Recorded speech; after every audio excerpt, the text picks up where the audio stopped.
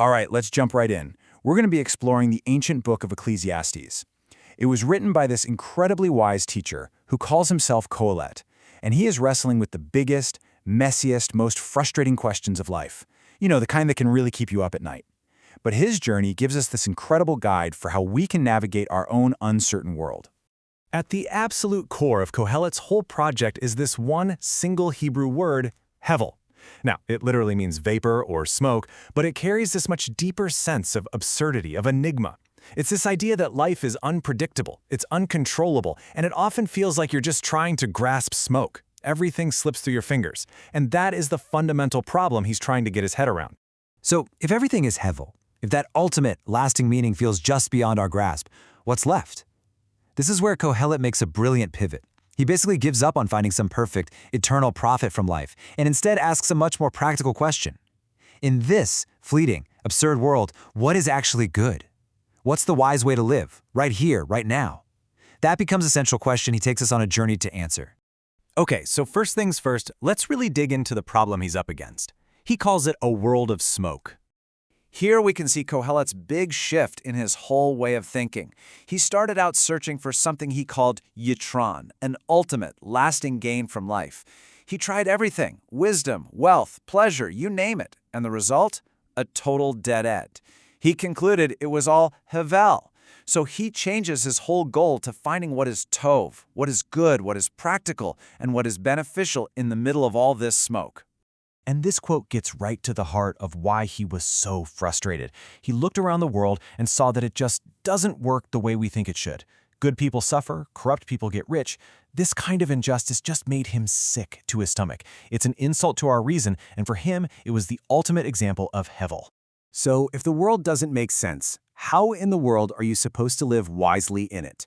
Well, Kohelet offers some pretty counterintuitive wisdom, to say the least. Whoa! That is a shocking statement, right? It sounds unbelievably pessimistic. But for Kohelet, this is actually the doorway into a whole series of better-than sayings that are designed to completely flip our perspective on what's truly important. So, for example, Kohelet says it's better to go to a house of mourning than a house of feasting. That sounds crazy, but check out his logic. A house of mourning makes you sober up. It forces you to face reality head-on. A party, on the other hand, well, it can just promote this kind of cluelessness, letting you ignore what's real. That's why he says the wise heart is found in the house of mourning, while the fool's heart is off at the party. Now, let's be really clear. This is not about being a pessimist. Not at all. It's about being a realist. Kohelet's wisdom is all about living with your eyes wide open, fully aware that death is the one great equalizer, the final destination for every single person. And he argues that embracing this kind of sober reality is a sign of true wisdom. And this whole way of thinking, it builds to a central solution, which he pictures as a kind of two-sided coin. So, here's the deal. Kohelet's ultimate advice for living in a hevel world isn't some simple, single rule. It's a paradox. It's like this wisdom coin with two sides that seem to totally contradict each other. And the trick is, you have to hold both of them in perfect tension to live wisely. So what are the two sides? Well, side A is basically a command. Go enjoy your life. Eat your food, drink your wine, find joy in your work, your relationships. These are gifts from God. But, and this is a huge but, you have to hold that together with side B, fear God. This means living with a sober awareness that you're accountable for how you live. It's joy, but it's a joy that's grounded in reverence. And holding these two ideas in tension, that's the secret sauce. It's what keeps you on a balanced path and stops you from flying off the rails into extremes. You won't become over-righteous, thinking your good deeds automatically earn you a reward. And you won't become over-wicked, acting like there are no consequences. This balanced path, that's the heart of his wisdom. So what does this actually look like day to day? Well, it leads to this really intense, radical focus on living fully in the here and now. This is one of his most famous lines. And the logic is just so simple and powerful. Look, the future's a mystery, and death is a sure thing, right? So the only time you actually have to act, to work, to live, is now. The present moment is all you've really got, so don't waste it. And he doesn't just leave it there, he gives some super practical advice for how to act. It's like a little playbook for an unpredictable world. Take adventurous but calculated risks. Diversify your energy and your resources, because you never know what's coming. Don't wait around for perfect conditions to get started. And finally, work hard but also work smart. Use your skill to up your chances of success. But here's the catch, and this is crucial. Even with all this practical wisdom, there are zero guarantees. The fastest runner doesn't always win the race. Why? Because of hevel, time and chance. All those unpredictable things you can't control, they happen to everyone. And that's exactly why acting wisely in the present is the only real advantage you'll ever have.